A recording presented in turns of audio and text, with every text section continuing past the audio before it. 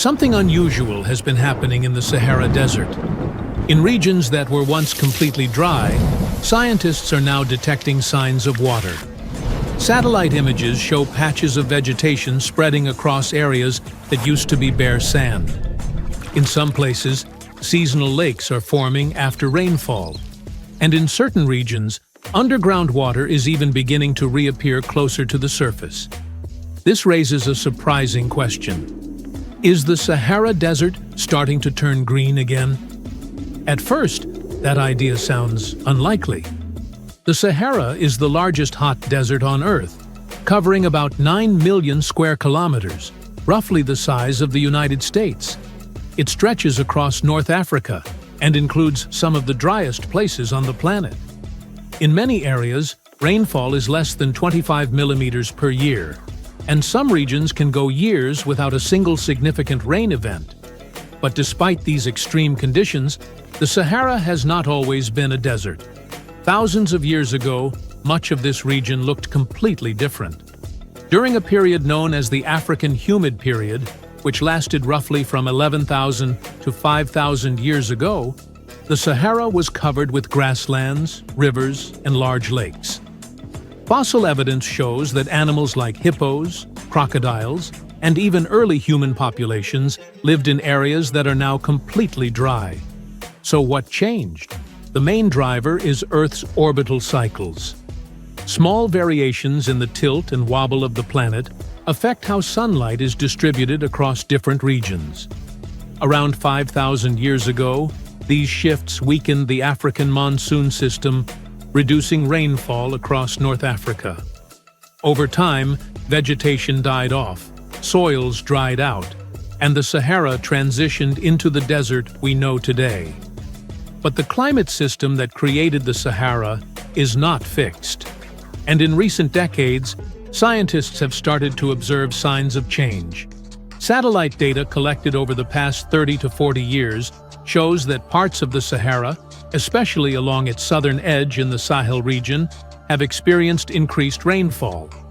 Some areas have seen precipitation rise by 10 to 30% compared to the severe drought periods of the 1970s and 1980s. This increase in rainfall has had visible effects. Vegetation has expanded across parts of the Sahel, with grasses and shrubs returning to areas that were previously barren. Researchers using satellite imagery have tracked a measurable greening trend across large portions of North Africa. In some cases, temporary lakes have formed in low-lying desert basins after heavy rains. These lakes may only last for weeks or months, but they indicate that water is becoming more available in regions that were once extremely dry.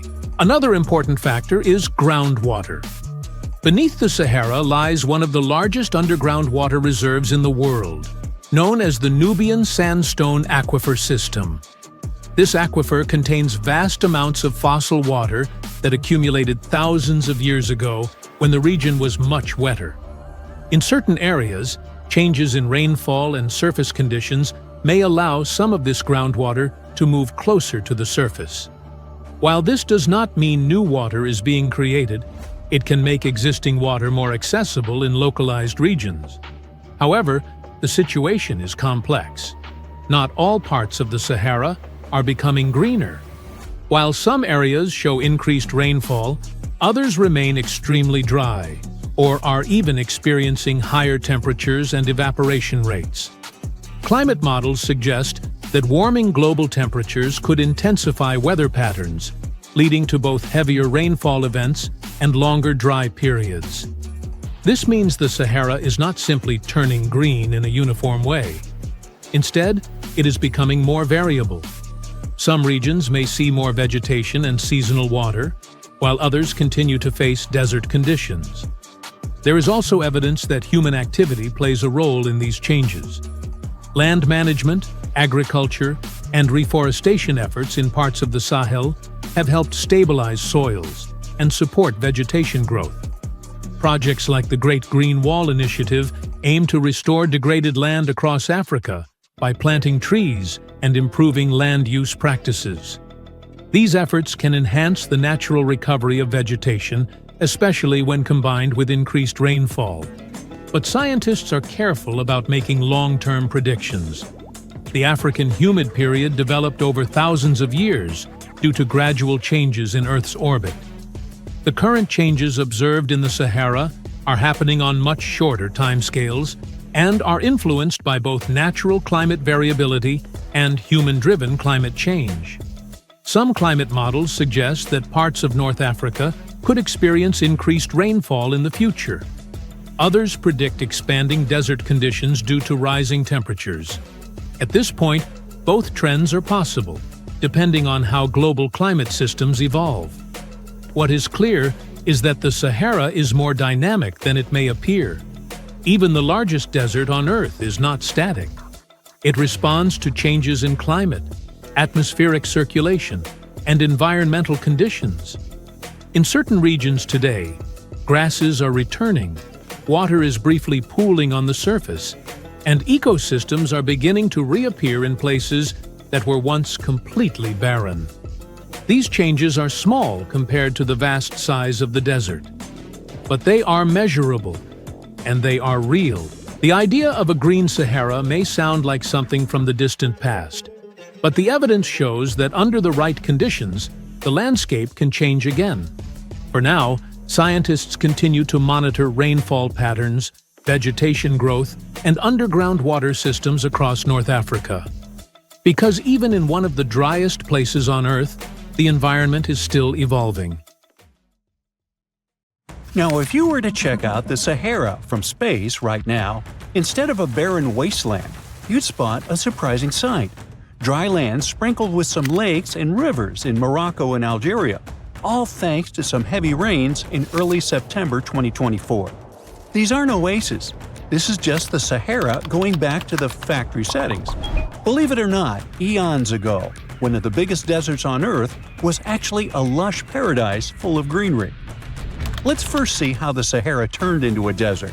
During the last ice age, Earth was much colder, and big ice sheets covered a lot of the land.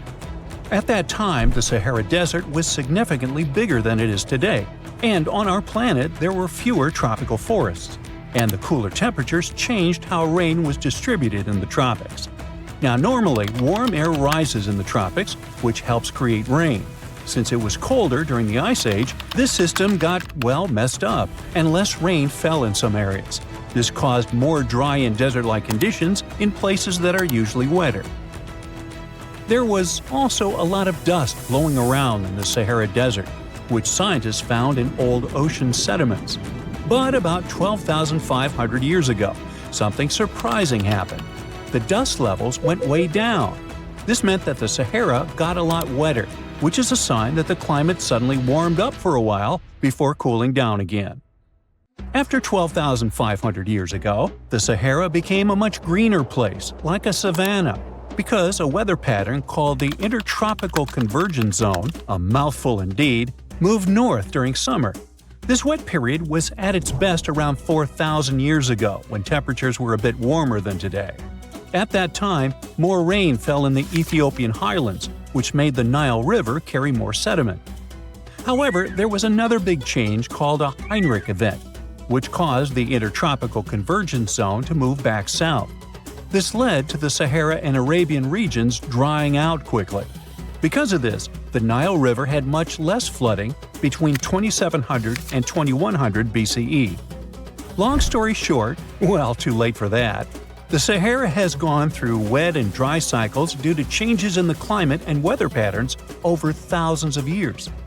Up until recently, we've known about the Sahara in its dry era. But in September 2024, an unusual cyclone rolled through. It hit Morocco, Algeria, Tunisia, and Libya, and filled those dry lakes and rivers.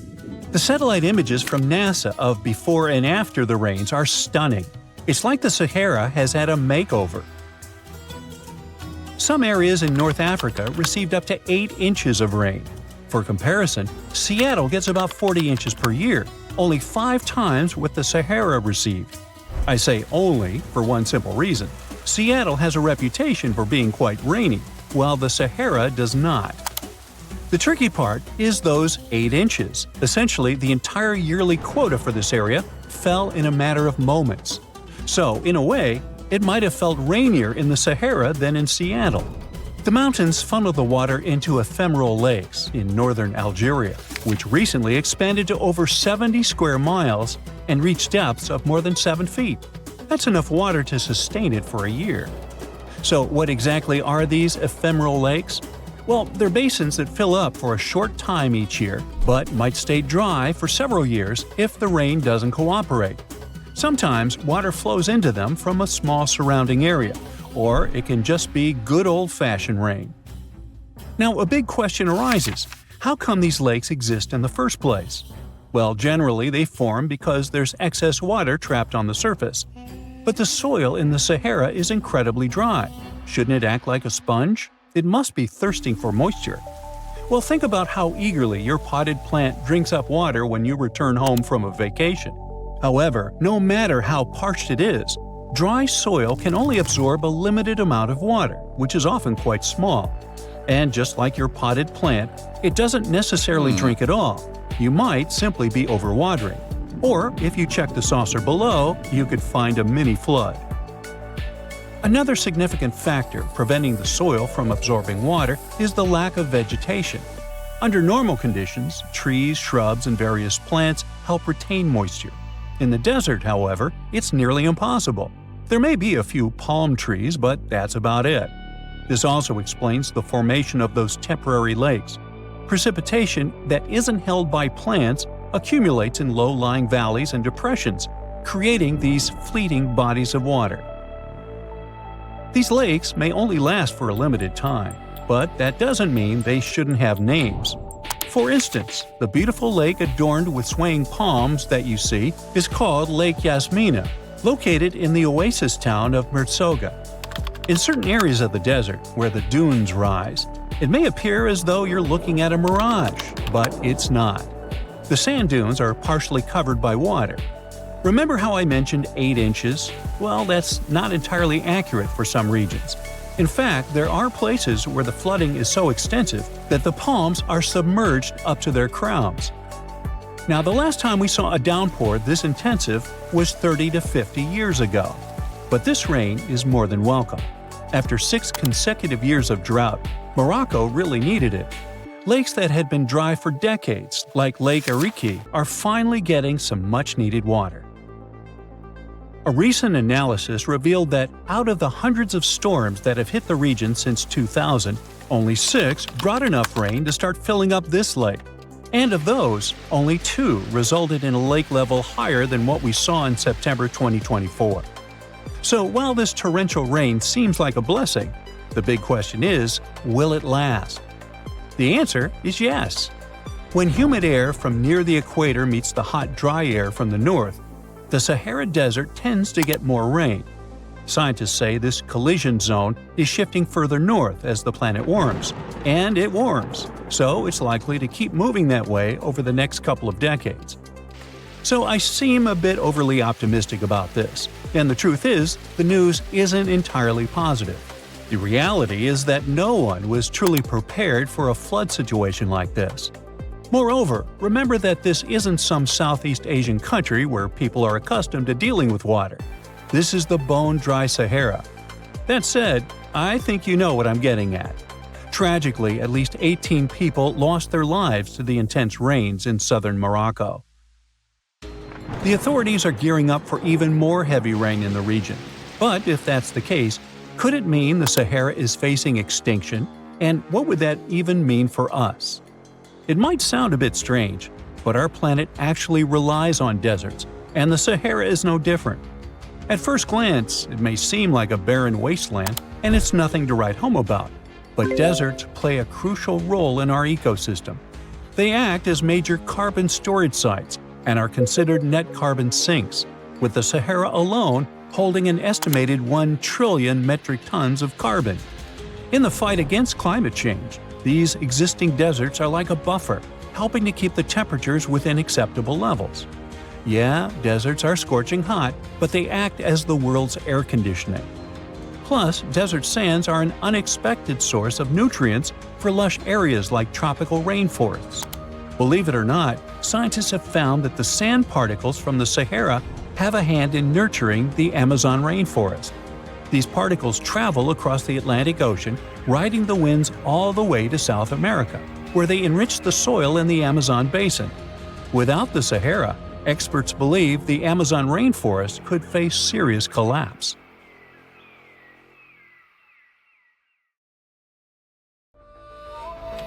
The Sahara Desert looks like a golden sea from above. We see endless dunes, many blue and green oases, and a huge black spot that covers an area of 17,000 square miles. Wait, what? What is it? It's a pretty gigantic territory, but why have we rarely heard of it and never seen it in movies or documentaries? Perhaps it appeared recently. Oh no, this black spot is millions of years old. Let's go down and explore the area. This place looks flat from above, but it's extremely uneven. There are black hills, slopes, and strange, tall cones everywhere. Some of them reach a height of more than 330 feet. It's higher than the Statue of Liberty, and the highest peak reaches about 3,900 feet above sea level. All these formations seem to be burnt out. This whole area resembles a giant testing ground where something big was blown up or where a large-scale fire burned. In some way, it's true. There was a fire here, not on the ground, but under it, and then it burst out. This entire territory is covered with molten lava. It came out of the ground and spread in different directions, burning everything in its path. Then, a new portion of lava came out and solidified on top of the previous layer.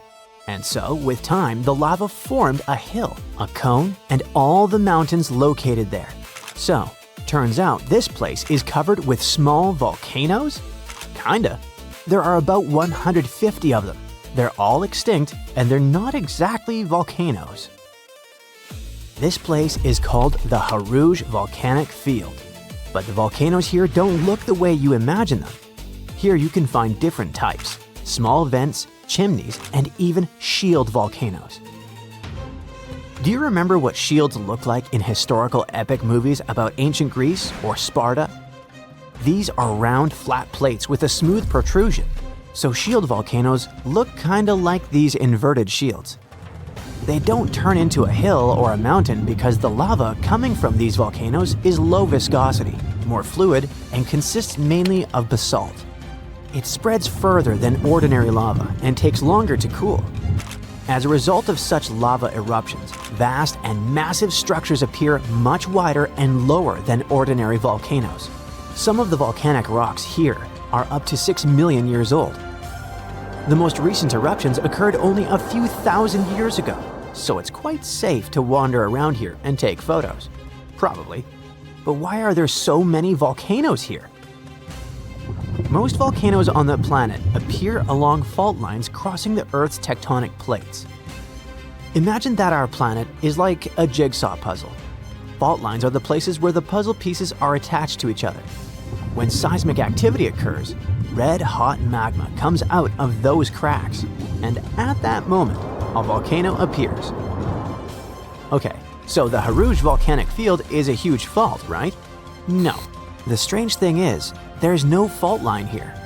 Moreover, it isn't even located next to any of those fault lines. Volcanoes here have a rather unusual origin. For some reason, a huge magma reservoir formed under this area, filled with a surge of molten rock, and there was so much of it that it began to bubble out from different spots.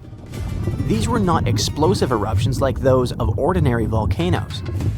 Magma here poured out smoothly from numerous vents, turning the ground a dark, coal-black color. All the volcanoes here are extinct, but even if they were to awaken, it wouldn't be a sudden disaster. You'd most likely have time to escape. Okay, now let's move to the Karakum Desert, which is located in Turkmenistan. This desert covers about 70% of the country's territory. It's 135,000 square miles of sun-scorched, barren land. Even if you wander through these hot plains, valleys, and ridges for several days, you still won't leave this desert. But if you go to the north-central part of the desert, especially at night, you can see something fascinating. Already from afar, you will see a bright pillar of light, as if someone started a large-scale fire. You come closer and see a fantastic sight, a huge pit with bright flames. This place is called the Darvaza Crater, and it's not a volcano. The fire has been burning here at night and during the day for weeks, months, even years. This huge pit burns 24/7 and attracts a lot of tourists. Nobody knows for sure how this crater formed, but the most popular story says geologists came here in the early 70s to drill for oil. They got to work, but the ground collapsed beneath them. 3 sinkholes appeared here and they started leaking methane. In small quantities, this gas is safe. It's used as fuel, burning in gas turbines and steam generators to produce electricity. In everyday life, this gas helps to heat houses and prepare food. But in large quantities, methane can cause health problems. It's colorless and odorless, and you may not notice that you're breathing it in. Methane is non-toxic, but it has a suffocating effect, which can lead to serious physical damage.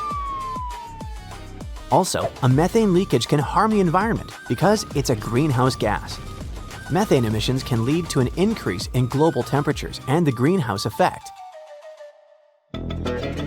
So, let's go back to our geologist in Turkmenistan. You know, those scenes where a fire hydrant breaks in the middle of the city or a pipe bursts and the streets flood with water? Those geologists had a similar accident with methane. A huge amount of gas began to seep from under the ground, and something had to be done about it.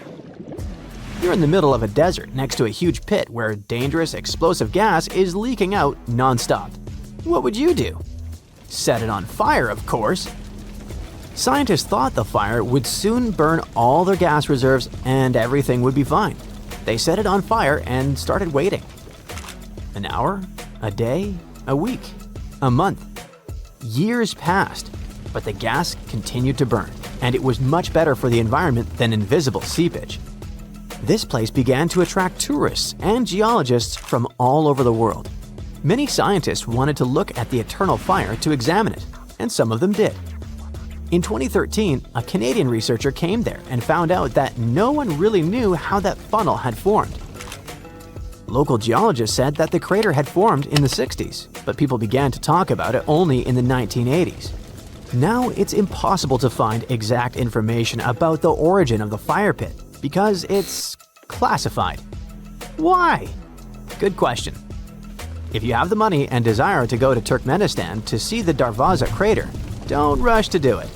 After lots and lots of years, the crater seems to be calming down. But why?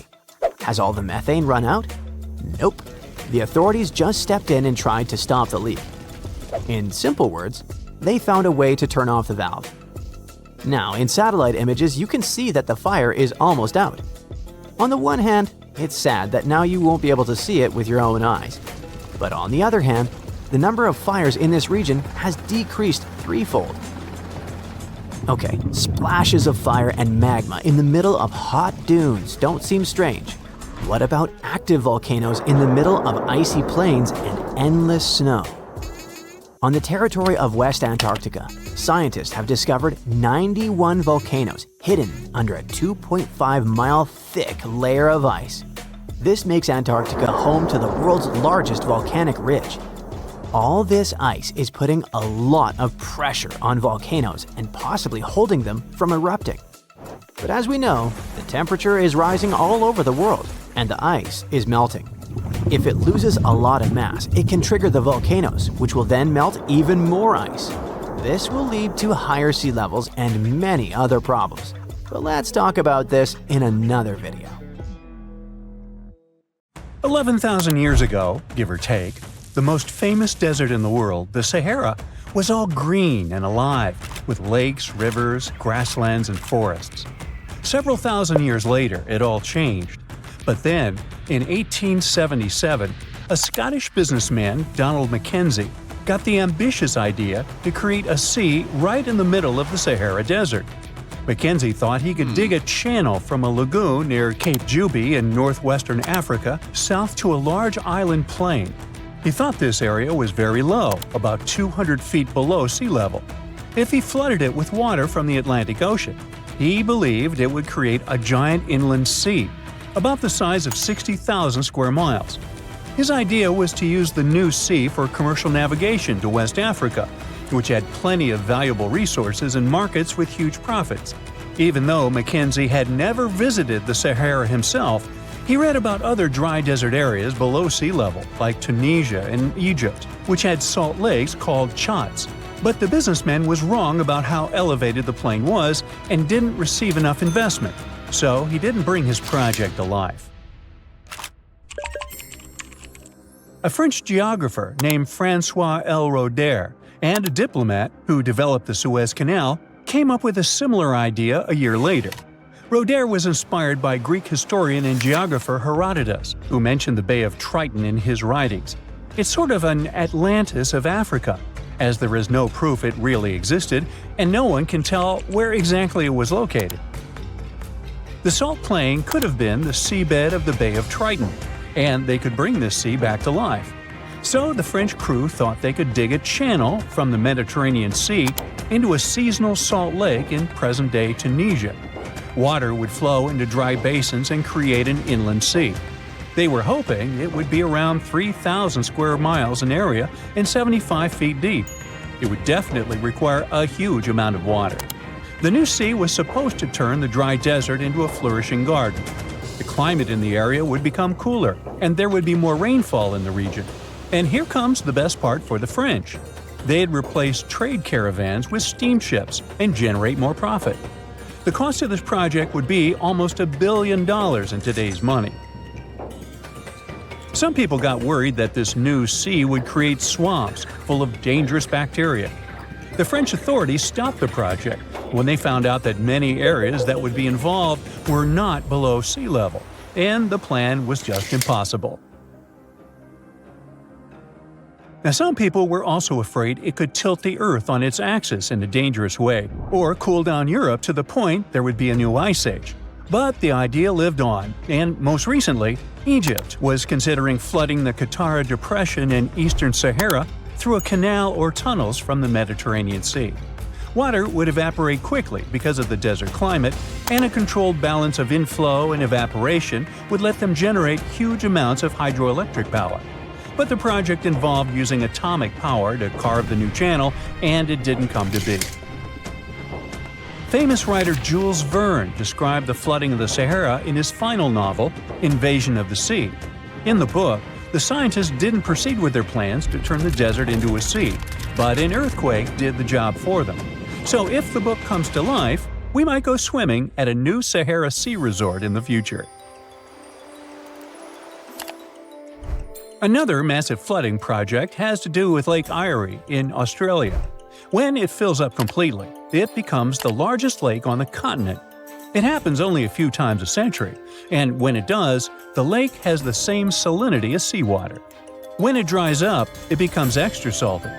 There was an idea to flood Lake Erie with seawater using a big canal or pipeline. It was supposed to make more water evaporate, and it could bring more rain to nearby areas. But when scientists did their math, they saw that the extra rainfall would be very small.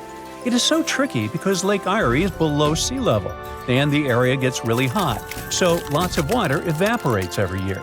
This means salt would build up very quickly, and the canal could get blocked by all the salt. If a big canal sent water to the lake, it could create a small sea, but without removing the salty water, the lake would collect tons of salt every year. In 1930, several British scientists suggested freeing 100,000 square miles of the North Sea from water. Huge dams were supposed to stop the water, and rivers flowing into that sea would be diverted somewhere else through canals. There would be a railroad connecting London to Berlin and a bridge across the English Channel. Antwerp and London would keep their access to the sea, and Rotterdam would lose its busy port. This idea never became a reality, but quite recently, one Dutch and one German scientist came up with a similar project. Their idea is to build a dam that would be 295 miles long between North Scotland and West Norway, and another section between West France and southwest England. The scientists did some math and figured out that the project would cost somewhere between $276 and $552 billion. Sounds like a lot of money, but it could save around 25 million people living in 14 European countries from high water. So if we spread that budget over 20 years, the cost would be 0.1% of their combined GDP. And although it looks like science fiction, we already have the technology to build something like that. The depth of the North Sea between France and England is hardly over 328 feet and is around 416 feet between Scotland and Norway. We can already build fixed platforms in depth over 1,600 feet, so it should be fine. This project would turn most of the North Sea into a huge freshwater lake with no tides, and it would mean huge changes in its ecosystem. Plus, it would become more expensive to ship goods across this sea. The fishing industry would lose huge amounts of money, and it would also cost a lot to build huge pumps to transfer all of the river water that currently flows into the North Sea to the other side of the dam. So, the best that scientists can do is monitor the situation and hope there won't be a need for such a dam. Meanwhile, a German architect and engineer came up with another huge dam idea in the 1930s. It was supposed to completely change the inside of Africa with giant inland seas. The plan was to build a huge dam on the Congo River where it flows through some deep, narrow valleys after joining with the Kwa River. This would create a massive lake that would be bigger than the states of California, Nevada, and Oregon combined. Once this giant lake filled up, it would overflow into another river, which would then pour into the Sherry River, one of the rivers that feeds Lake Chad. Lake Chad would grow much larger, just like it was believed to be 10,000 years ago. The water would flow from the lake through Algeria and Tunisia right into the Mediterranean Sea. This new river would be big enough for ships to travel. It could replace trains or planes and would make it much easier to move goods and people across Africa. Back then, people didn't think much about how this could hurt nature and focused on how it would help the economy. The Sahara Desert is like a Mad Max movie. Scorching heat, endless dunes, and an overall barren wasteland. A place where no one could live, right? Well, forget all you know about it, because 5,000 years ago, the Sahara was a lush paradise of grasslands, lakes, and rivers, and the home of a ghost civilization that vanished without a trace. Our tale begins in the 1930s, when a Hungarian explorer stumbled upon a cave in the middle of the Sahara. Inside, he found something bizarre: ancient rock paintings of people swimming in a lake, surrounded by giraffes, hippos, and crocodiles. At the time, everybody shrugged it off as some symbolic depiction of the afterlife, because, really, who would imagine a lake in the Sahara? Well, fast forward some 70 years later, when a group of archaeologists made a discovery that flipped the script. In a rock shelter in Libya, they unearthed 15 mummies, along with baskets, ceramic pots, and other everyday items. This may look like prehistoric junk to most people, but to archaeologists, it was like uncovering a key piece of evidence. Those people weren't just passing through, they lived here. You see, those weren't just any mummies. They were some of the oldest naturally mummified humans ever found, dating back over 7,000 years. Take that, Egypt. Two of them still had readable DNA, preserved thanks to a rare natural mummification process, almost a miracle considering the Sahara's climate's ability to turn everything into, well, beef jerky. Scientists struggled to understand where those mummies came from for a while, because the mitochondrial DNA they recovered was not helpful at all. But thanks to scientific progress, they eventually managed to do a full genome analysis that revealed some weird secrets. Those people belonged to a human lineage that was completely unknown, and they lived isolated from the rest of humanity for thousands of years. For decades, researchers assumed that the place where they lived, the Green Sahara, was like a prehistoric highway, a lush corridor that humans and animals used to migrate between sub-Saharan Africa and the Mediterranean. But the mummies demolished that theory, like a hippo sitting on a sandcastle. Their DNA showed zero genetic mixing with sub-Saharan and Eurasian migrants, keeping their genes pure for 7,000 years. Their closest genetic relatives weren't their neighbors living right below the famous desert, but some ancient hunter-gatherers from Morocco, and even some guys that lived in the Czech Republic, when it wasn't even a country yet, 50,000 years ago. We're not out of the woods yet, because those mummies also carried some teeny-tiny traces of Neanderthal DNA, just 10% of the amount found in modern Eurasians. Now, if you paid attention in school, then you know that Neanderthals lived in Europe and Asia, and early humans only mixed with them after migrating out of Africa. But those green Sahara folks never left Africa. So how did they get Neanderthal genes? The leading theory is that their ancestors mingled with Neanderthals in North Africa 50,000 years ago before settling in the Sahara and cutting off contact with the outside world. Archaeologists also found cattle bones and tools made of stone and wood at that rock shelter, proving that those people led a thriving pastoral lifestyle. This discovery made scientists scratch their heads for a while because, you see, animal domestication was not developed in Africa. So how did they learn it if they never mingled with anyone? Did they have ancient YouTube tutorials? Probably not. The researchers believe they must have traded knowledge with neighboring groups, but just knowledge, no saliva. It's almost too hard to believe that no outsiders mixed with them. After all, who wouldn't want to live in a thriving civilization in the middle of a green paradise, drinking milk, eating meat, and even using animal blood as a protein source? Ooh, yummy. They didn't have to hunt for every meal, thanks to their livestock, and the abundant water made life pretty sweet. And yet, they never married outsiders. Why? Maybe it was a cultural choice to never date outside their own group. Or maybe the landscape itself kept them isolated. This is where scientists place their bets.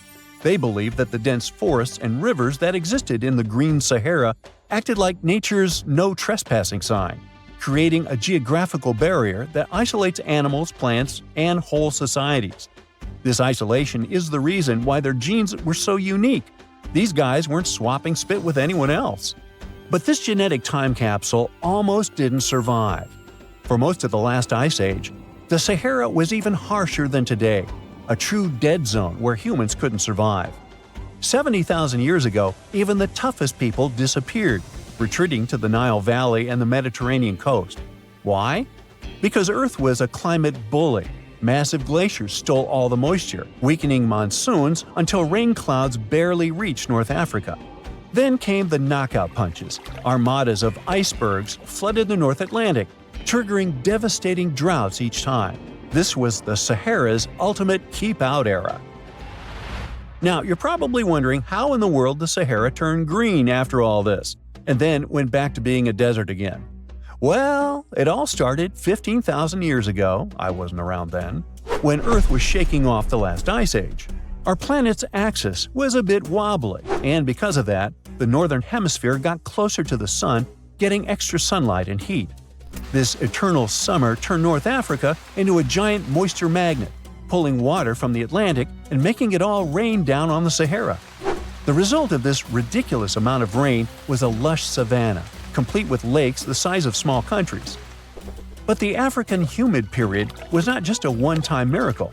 The truth is, this eternal on and off switch between green and desert happened to the Sahara more than 230 times since the desert was born. During one of these events, the Sahara even expanded, getting bigger than it is today. So when the Green Sahara showed up, you can bet it brought the ultimate ecosystem glow-up. This wasn't just a light dusting of grass. We're talking full makeover. The transformation was so complete, it even reshaped animal populations. Cheetahs suddenly struggled with the new prey dynamics, while rodents like the multi-mammate mouse thrive in the suddenly abundant grasslands. But don't pack your prehistoric swim trunks just yet. This paradise had teeth. The Sahara was an ecological maze of crocodile-infested rivers, malaria-carrying mosquitoes, and big cats lurking in the tall grass. Crossing it would have been like playing a real-life game of Hungry Hungry Hippos. This is probably why more groups didn't settle permanently. The Sahara's climate cycled between wet and dry every 20,000 years, hardly a stable zip code.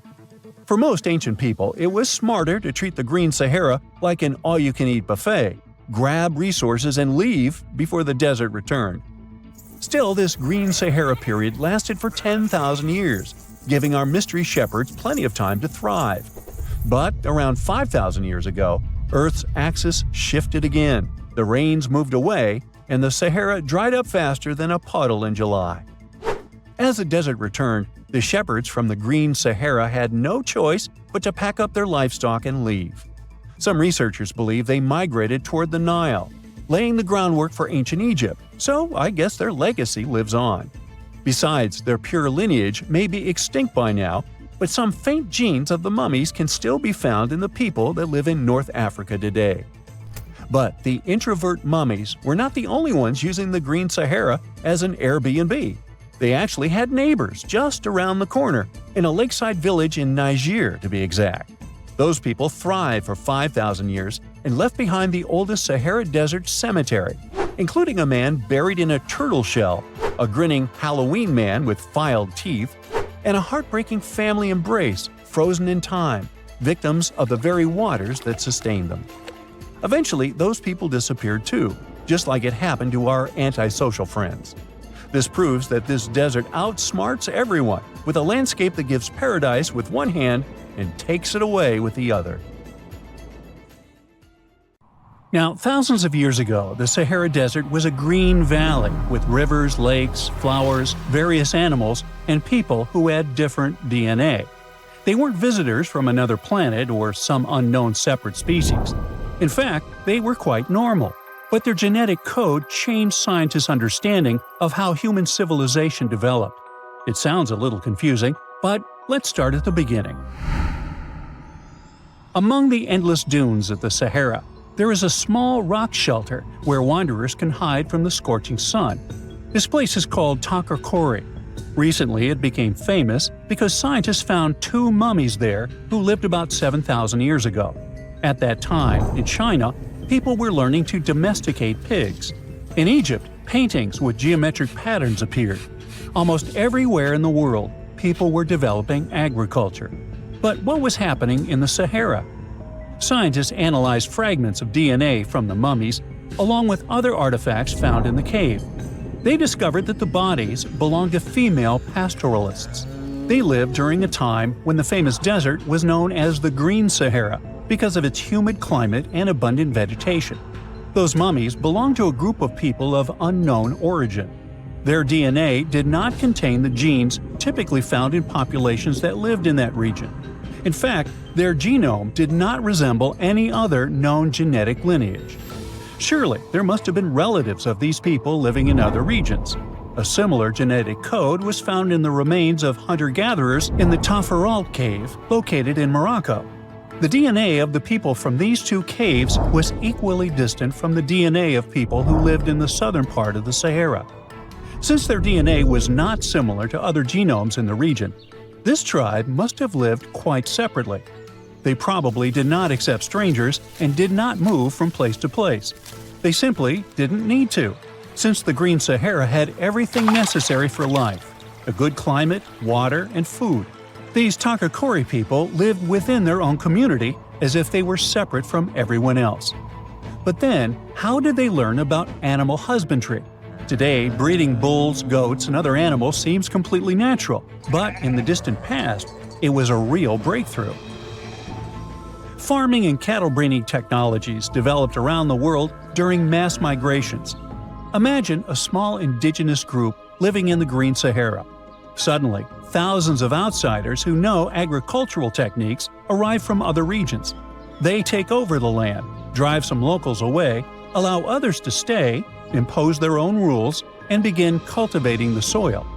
Their settlement grows, and then they migrate to another area where they spread their technologies again. That's how progress developed in the past, at least that is what scientists thought.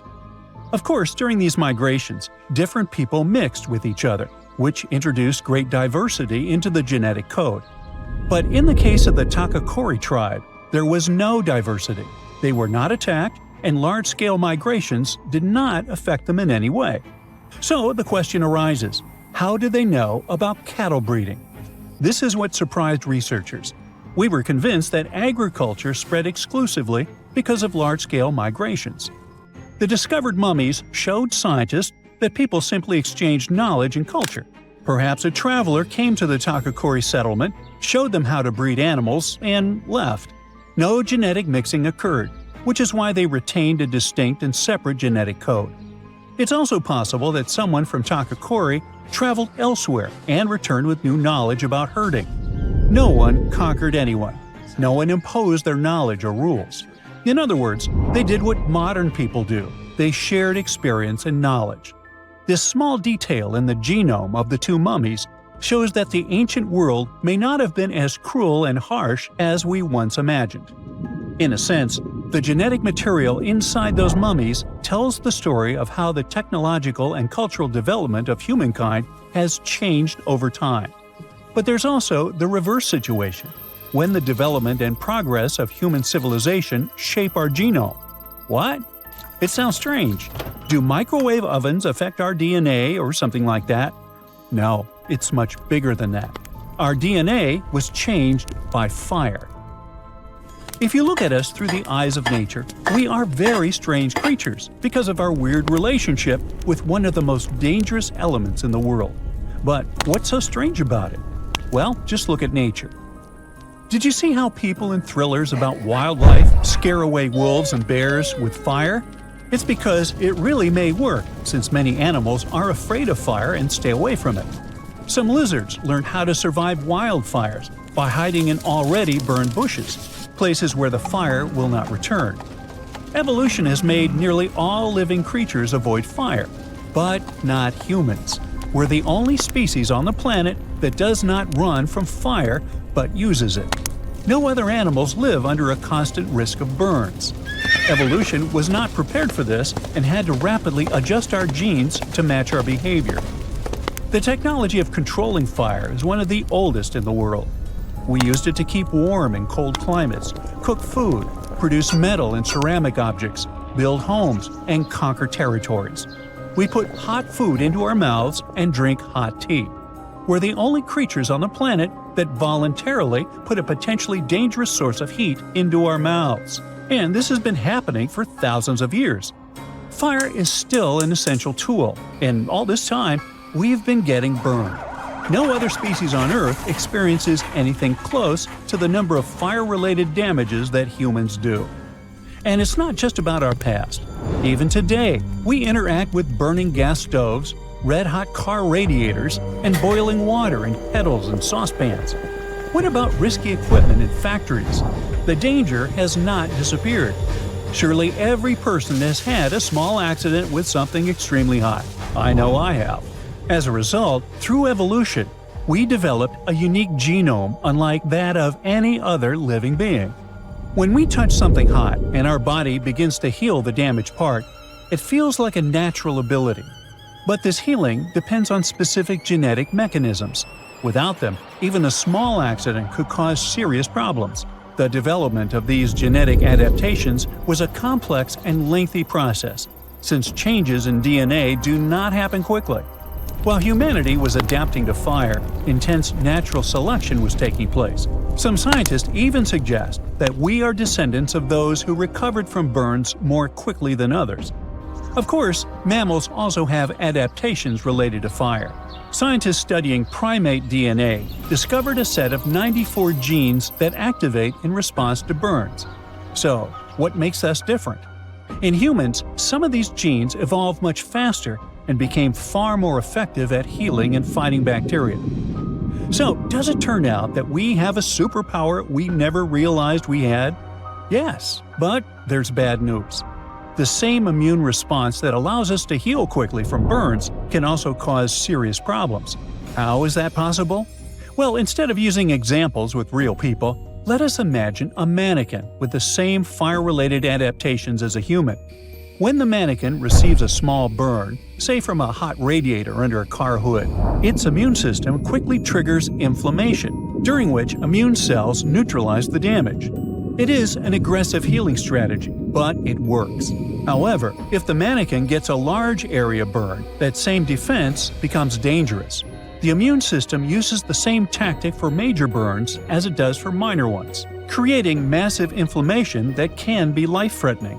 Why is that? Because evolution developed protection against small incidents around a campfire, but not against massive fires. Interestingly, how do scientists explain our craving for extreme sports and adrenaline? What does our DNA say about this? Well, it's a whole new story.